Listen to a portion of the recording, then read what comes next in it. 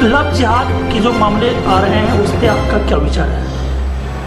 हमारे हिंदू घराने की लड़कियों को इस तरीके से बहला फुसला करके वो अपने दीन में लेकर उनसे शादी करते हैं और उनमें जो पैसों की बात है कि ब्राह्मण परिवार से ले आओ तो इतना मिलेगा, क्षत्रिय परिवार से ले आओ तो इतना मिलेगा, वैश्य परिवार से ले आओ तो इतना मिलेगा, शूद्र परिवार से ले आओ इतना मिलेगा, आदि आदि।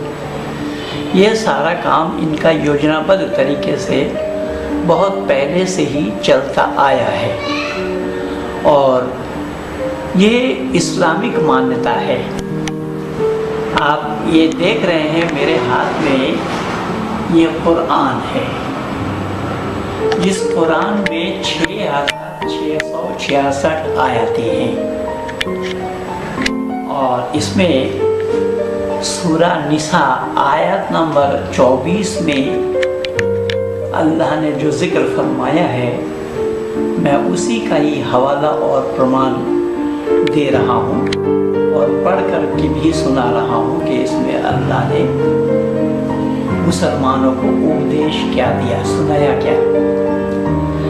वल्मुहसनातु मिनन निसाइ इल्ला मा मलकत अयमानुकुम किताबल्लाहि अलैकुम व उहिल्ल लकुम मा वराअ ज़ालिकुम अन तबतगू बिअमवालिकुम मुहसिनीन गैर मुसाफिहीन फमस्तमतअतुम बिही मिनहुन्ना फातुहुन्ना उजूरहुन्ना फरीदतुन वला जुनह अलैकुम फीहा तराज़यतुम बिही मिन बअदि फरीज़तिन इन्नल्लाह काना अलीमन हकीमा। ये शब्द आया है कुरान में जिसका अनुवाद कुरान वेत्ताओं ने किया है, अनुवादकों ने। ये मोहम्मद अली जी का अनुवाद मैं उर्दू में ही इसको बता देता हूँ कि और हराम की गई शौहर वाली औरतें मगर वो जो तुम्हारी मलकियत में आ जाएं। अब यहाँ सबसे पहला सवाल क्या आया देखिएगा कि हराम की गई शौहर वाली औरतें यानी जो शादीशुदा महिला है वो तुम्हारे लिए हराम है। किनके लिए? मुसलमानों को अल्लाह ने ताकीद किया, लेकिन अल्लाह ने यहाँ क्या बताया फिर? मगर जो तुम्हारे मलकियत में आ जाएं। भाई जो शादीशुदा वाली औरतें हैं वो तुम्हारी मलकियत में आ जाने का क्या तात्पर्य है यहाँ पर? तुम्हारे मलकियत के मानी अधीन, तुम्हारे अधीन, तुम्हारे हाथ, तुम्हारे कब्जे में जो आ जाए तो अल्लाह ताला ने अहकाम तुम पर फर्ज कर दिए हैं उन औरतों के सिवा और औरतें तुम्हारे लिए हलाल की गई हैं। देखिए यहाँ उन औरतों के सिवा और औरतों को भी अल्लाह ने हलाल कर दिया है। किनके लिए? मुसलमानों के लिए, कि अपने माल के मेहर से तुम उनसे निकाह करना चाहो कर सकते हो। अब देखिए अपने माल से, यहाँ पर माल के मानी धन है कि तुम्हारे पास धन है, तुम्हारे पास दौलत है, तुम अपने दौलत के भरोसे पे, दौलत के सहारे तुम उनको अपने निकाह में कर लो। जो बचने के लिए ना कि शहूत जाने के लिए, लेकिन यहाँ एक अच्छी बात है कि अपनी ख्वाहिश पूरी करने के लिए ना करो, उसके साथ निकाह करो। तो किसके साथ निकाह करो? तो उसके साथ निकाह करो जो तुम्हारे दौलत के बल पर जिन्होंने तुम अपने काबू में कर चुके। तो इसमें दौलत के बल पर अपने काबू में करना, क्या ये लव जिहाद नहीं है? लव जिहाद शब्द जो आया है, जिहाद के मानी होता है धर्म युद्ध, और ये इस्लाम के लिए भी ये शब्द इसीलिए दिया गया है कि जिहाद के माने केवल वो बगदादी कर रहे हैं वो जिहाद नहीं है, ये भी एक आंतरिक जिहाद है जिसका नाम लव जिहाद, मोहब्बत की जिहाद, औरों को अपने चंगुल में फंसाने की जिहाद। और यहाँ तो अल्लाह ने साफ कहा है तुम्हारे पास धन है, दौलत है, तो तुम अपने चंगुल में फंसा सकते हो उन औरतों को। तो केवल उनको शहूत जनी के लिए नहीं, इसलिए जिनसे तुम फायदा उठाओ उन्हें उनका मुकर्रर किया हुआ मेहर दे दो, और मेहर मुकर्रर होने के बाद तुम आपस की रजामंदी से जो तय करो, और तुम पर कोई गुनाह नहीं है। सिर्फ इतना नहीं है, मैं चाहूँगा कि इसमें हिंदी अनुवादक मौलाना फारूक खान साहब, जिनके साथ 2004 के 1 अगस्त में मेरा डिबेट हुआ है दिल्ली के खारी बावली आर्य समाज में, मौलाना फारूक खान ने इसका अनुवाद क्या किया है, मैं हिंदी में उसे भी पढ़ करके सुना देता हूँ कि अनुवादक का नाम मौलाना फारूक खान। और वो औरतें भी हराम है जो किसी दूसरे के निकाह में हों, अलबत्ता ऐसे औरतों की बात और है जो युद्ध में तुम्हारे हाथ आए। देखिए यहाँ पर उन्होंने बात स्पष्ट कर दिया है, जो जिहाद में तुम्हारे हाथ आए हैं वो तुम्हारे लिए हलाल है, ये अल्लाह का कानून है। ये कानून भी मौलाना फारूक खान साहब का नहीं है, ना महेंद्र पाल आर्य का है। मौलाना फारूक खान साहब खुद लिख रहे हैं कि यह अल्लाह का कानून है जिसका पालन तुम्हारे लिए अनिवार्य कर दिया गया है। इसके अलावा जितनी औरतें हैं उन्हें अपने मालों के द्वारा हासिल करना तुम्हारे लिए हलाल कर दिया गया है। शर्त यह है कि निकाह के घेर में लेकर उन्हें सुरक्षित करो, यानी उनसे निकाह कर लो, ना कि स्वच्छंद काम वृत्ति करने लगो। फिर भी दाम्पत्य जीवन का आनंद तुम उनसे लो, उनके बदले में उनके मेहर अनिवार्य समझते हुए अदा करो। अलबत्ता मेहर निश्चित हो जाने के बाद आपस की रजामंदी से तुम्हारे बीच अगर कोई समझौता हो जाए तो उनसे कोई हर्ज नहीं है। अल्लाह सब कुछ जानने वाला तत्वदर्शी है।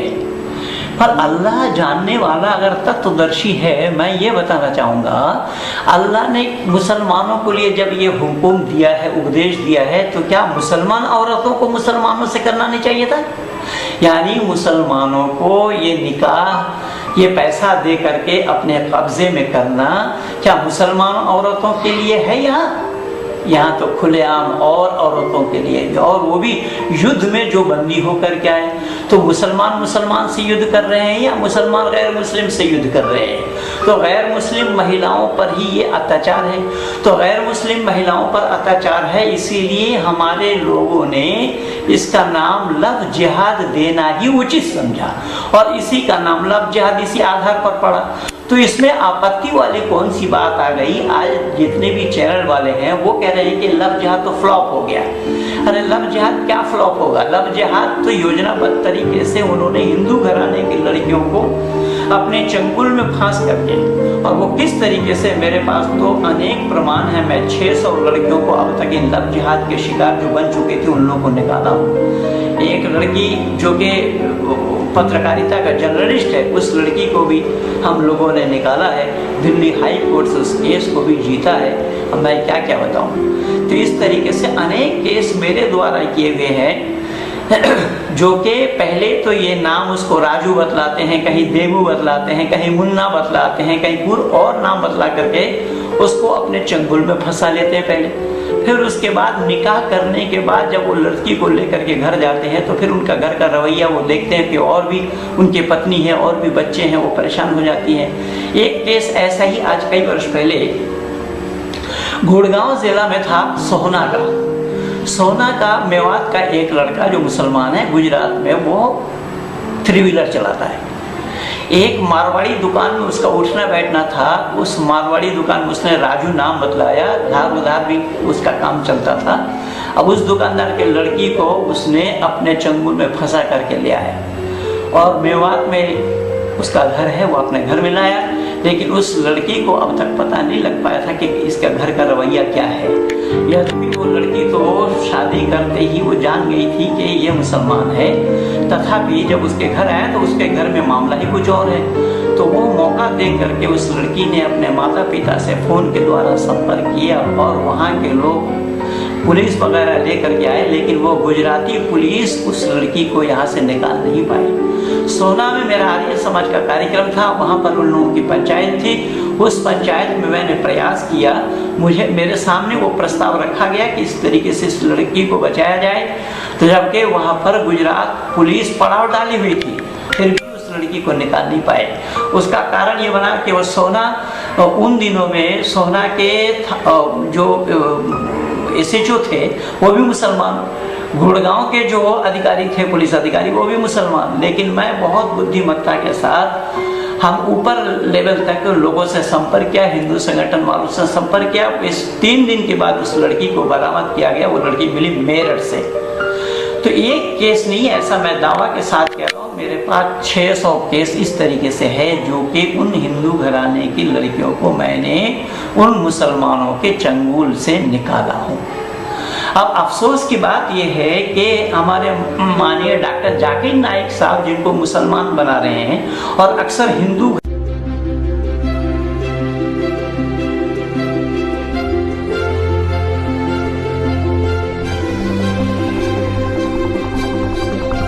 लव जिहाद के जो मामले आ रहे हैं उस पर आपका क्या विचार है?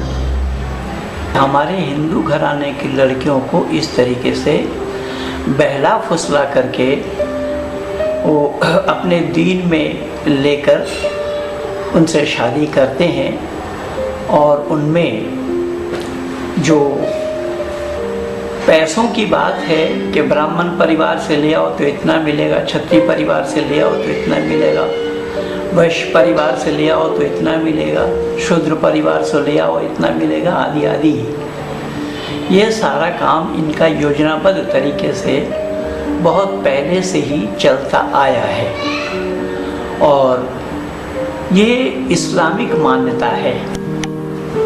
आप ये देख रहे हैं मेरे हाथ में ये कुरान है, जिस कुरान में 6666 आयतें हैं और इसमें सूरा निसा आयत नंबर 24 में अल्लाह ने जो जिक्र फरमाया है, मैं उसी का ही हवाला और प्रमाण दे रहा हूँ और पढ़ कर के भी सुना रहा हूँ कि इसमें अल्लाह ने